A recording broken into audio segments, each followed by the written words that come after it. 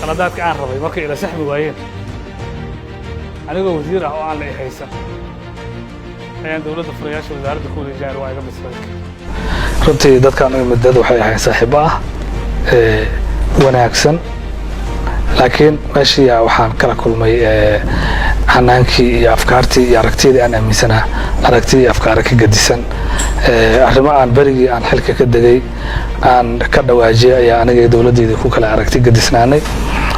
aragti kala gadisnaanta marka ay timaadana waxa waaye waxa ku habboon had iyo jeeraale in amba la isqanciyo amba markaasi xilalka loo baneeyo loo kala sahlan yahay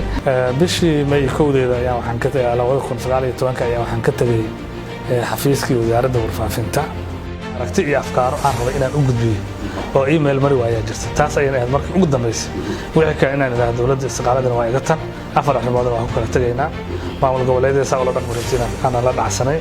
oo hagardaama iga muuqato siyaasiyiinta muqdisho idin la joogo ama kuwa hor hanama ama kuwa han siyaasadeed leh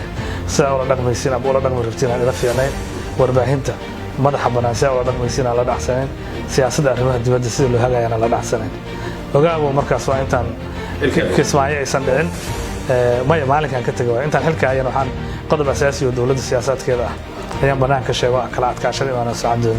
ogaabo markaas intaan doorashadii kismaayo aysan dhicin waa intii xafid caali intuu joogay waaye waa Saciid iyo dawladda intaan toos isku dhicin saddexaas nidaam iyadoo ay jiraan ka hor ka digay hadda meesha joogan xilka waa dareemi kartiin dagaal ay ku dhamaatay ka adkaashay ku dhamaatay arrintii Axmed Cali Gel xaqan u Samareeb iyo 35 qof in la dilo Puntland Jubbaland meesha la kala joogan waa qiyaasi kartiin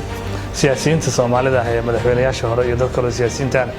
ma waxay ahayd intaan Shariif Macalin war Xasan iyo dawladda lagu dhiban waa 19 February saddex oo weerarada dhaceen Xasan Cali Khayr oo wasaarnimada ka dagay intaan xabadda oo san kala kulmanay isagoo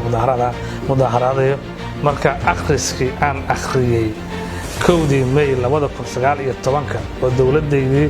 madaxweynuhu saaxiibka ila ahaa wasaaruhu saaxiibka waliina saaxiibka ila walaalana aan uga tagay qodobadii aan taabtay dad badan oo Soomaaliya maanta inay la qabaan ku faraxsan waxa suuraysataa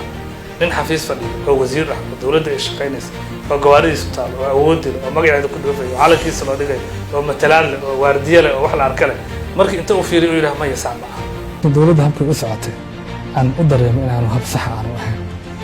marka habka sax aan saxda ahayn min diidi karaba من حلك وفيعان وزير مري وفيعان دولتي سوى لفيعان ياهي شقالي سوى لفيعان ياهي وزارتي سوى بروجريس ما ينسي دولتي سوى دام فكرتها هي أفكارتي أركتيد أو أمسين إلى الصومال واحترى اسمها هنا يكون ساعة كتير كرامة مركا لين مبادئ كنت أجمع عنها مبادئ ذا سنة مدة دولتي كنت ساعة وأيكون قد سنته حاشا لله جد كمان تلا مرسي وضدك يكبي وديتيه مدة أنا هين بالمرسين دانا